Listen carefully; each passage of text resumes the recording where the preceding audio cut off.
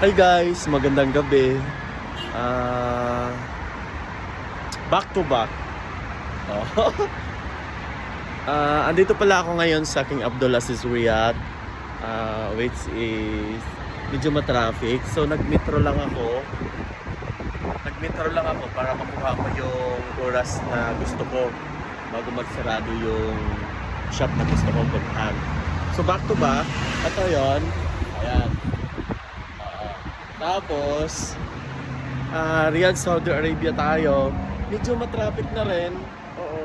So kakababa ko lang sa bus station. Tapos yung number niya, ito po tayo. So sirada ang elevator. Hindi tayo pwedeng gagamit. Sira. So mag manual tayo.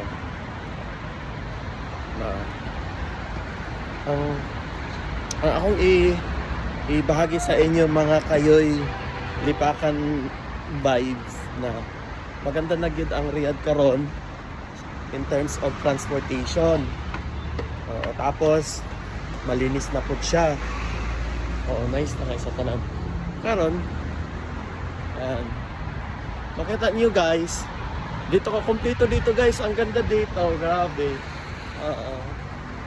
Yan. Tapos makita natin yung McDonald's. May makainan din tayo mamaya. Dito din yung yung parang ano siya, international shopping dito. Kahit ano mabili mo. Meron din silang coffee shop. Ang ganda. Grabe, ang ganda. Ang ganda na tanang Riyadh. Parang ayaw ko na nga siyang iwanan ni Joe. So, ito naman sa kabila, may hairpin din. Abot ko siguro din. So ngayon, mag-start na ako maglakad kasi nga medyo sa bus station malapit lang yung pupuntahan kong lugar. So this is Java Coffee. Yan po guys. Yan. So napakaganda ngayong gabi kasi nga para bagang sige, ang isakay ko na lang doon, i-walking ko na lang siya kasi nga saglit na lang complete dito. Halos dito sa Riyadh, pag autumn season, siya. Ang tawag nito. Functional lahat ang mga coffee shop. Tapos, basta maraming pwedeng mabili. Yan, kagaya niyan, mga sweets. Yan po siya, diet shops. Tapos, ganun pa rin dito during time of prayer. Sisigaw talaga kasi this is Arab country.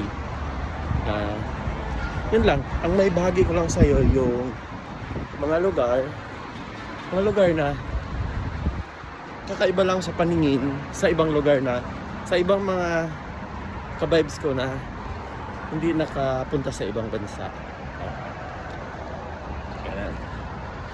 So ngayon guys, ito muna.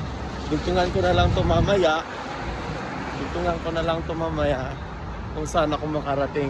Basta guys, ang ganda dito.